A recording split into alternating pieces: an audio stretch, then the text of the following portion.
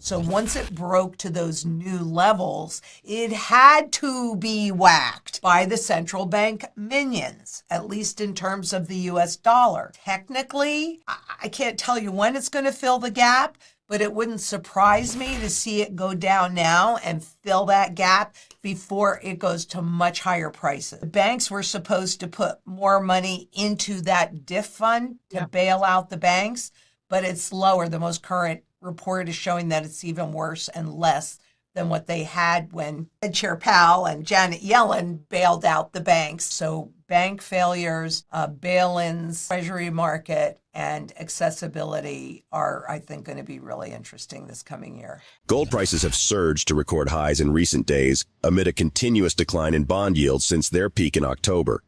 The precious metal began the week reaching unprecedented levels, surpassing $2,100 per ounce. This surge was fueled by perceived less hawkish remarks from Fed Chair Jerome Powell and an increased demand for safe haven assets following escalated tensions in the Middle East. However, the price of gold sharply retreated from these record highs due to uncertainty surrounding the Fed's actions, enabling the dollar to regain some strength. Nonetheless, gold prices remained significantly above the $2,000 per ounce mark. Subsequently, gold has seen an increase of 8.88% since the start of 2023, as reported by Trading on a Contract for Difference, CFD, tracking the commodities benchmark market. Lynette Zang, the founder of ITM Trading, perceives recent market movements, particularly in gold, as indicative of a significant shift. She notes a triple top, followed by a quadruple top in the futures market, leading to a breakout to new highs. Despite this surge, Lynette observes a sudden influx of short sellers attempting to drive the market down, a trend often seen when a rising gold price signifies a weakening currency that authorities may aim to suppress. Since COVID-19 hit, gold has struggled around $2,070/$80, forming a triple top. Despite this, Lynette sees positive signs that suggest gold might soon break out of this pattern and continue its upward trend. Furthermore, Lynette discusses the precarious position of banks, foreseeing a potential shift toward more private control in the banking landscape. Recent declines in bank asset values have significantly increased the vulnerability of the U.S. banking system to uninsured depositor runs. She speculates on the prospect of a significant bank failure triggering a Federal Reserve pivot, leading to interest rate drops and subsequent market fluctuations. The FDIC-insured banks and savings associations earned $64.4 billion in the second quarter of 2022, marking an 8.5% decrease from the preceding year, hinting at an increasing vulnerability within the banking system. We'll share clips from Lynette Zang's interview with ITM Trading, but before that, if you'd like more videos, please subscribe and turn on the notification bell for updates. Thank you, and enjoy the video. So what do you see? You saw spot do a triple top, and then on Friday it was at a quadruple top. And then if you look at the action, because it actually broke out and made new highs, and especially in the futures market, and then all of a sudden all these short sellers come out to whack it below. So we have to see if that breakout is pervasive, but my guess would be yes. And my guess also, well, it's not a guess, it just always happens. There was, I think it was Wednesday or Thursday, I have to go back and look on the chart. It was a gap up, which means that the price of gold closed here, and then the next morning it opened up here, right? And then it continued up to go to new highs. Well, whenever you have a gap, and I think this is so important for viewers to understand, because whenever you have a gap, that gap must be filled. Either higher or lower, doesn't really matter, but there's that gap. So, number one, a rising gold price is an indication of a failing currency, and they don't want you to realize the currency is failing. So once it broke to those new levels, it had to be whacked by the central bank minions, at least in terms of the US dollar. Technically, I can't tell you when it's going to fill the gap, but it wouldn't surprise me to see it go down now and fill that gap before it goes to much higher prices.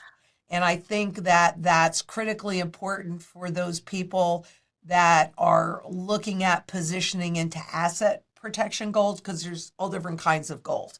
and some gold is impacted more by the spot market than others.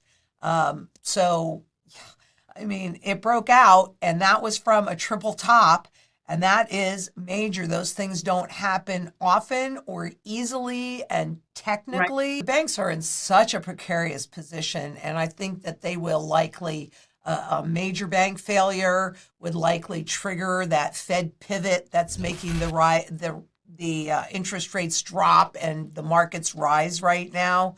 But I think we're seeing actually a shift in debanking, and I think that more money is going privately. And if you look at what the banks have been doing, this isn't really new news. They used to be market makers. In other words, support the treasury markets, support the stock markets.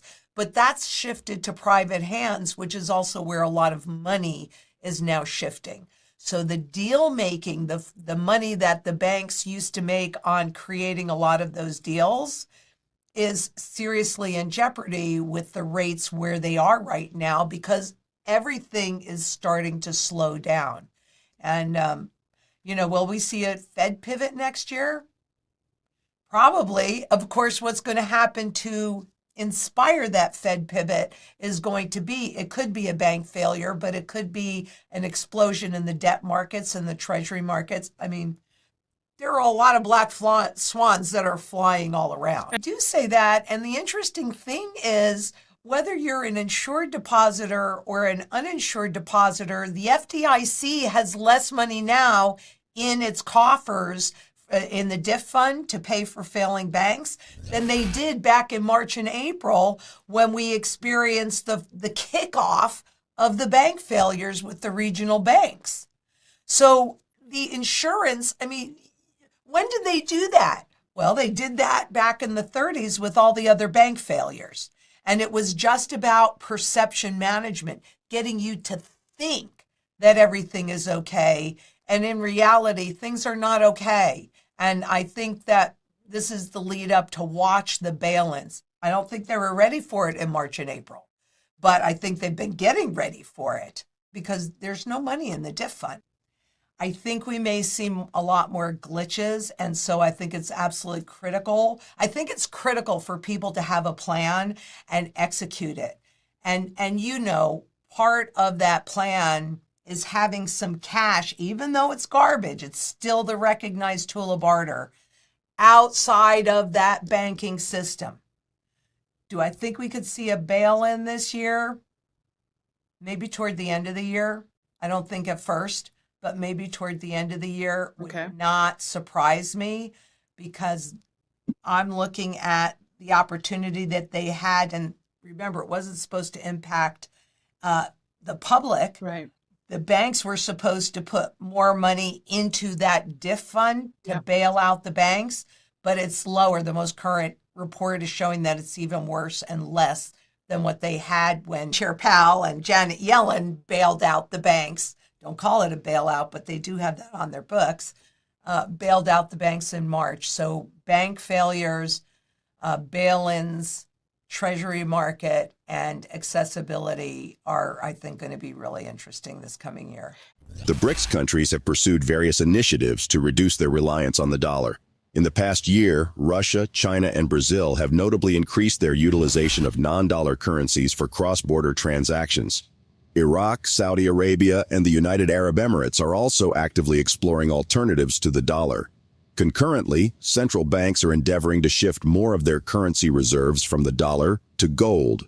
This transition isn't solely due to the dollar's inherent strength, but because it appears to be depreciating slower than other currencies. Despite some countries linking their currencies or economies to the dollar to maintain public confidence, Lynette emphasizes that this is essentially an effort to impede the devaluation process. Transitioning to the gold market, Lynette underscores the significance of the physical gold market, which has been consistently achieving new highs. With the spot market witnessing a breakout, she anticipates increased public attention. Lynette suggests that losing confidence in the financial system might lead to hyperinflation or a shift toward a new monetary structure. As a result, individuals should contemplate protective strategies amid these uncertain financial landscapes.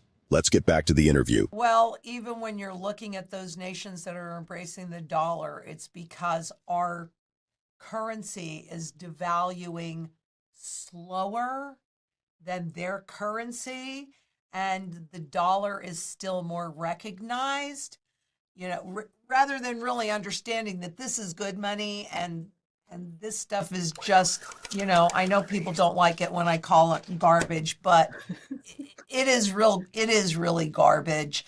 And if you look at Venezuela, their currency has more value as a napkin for an empanada, and we're all going there.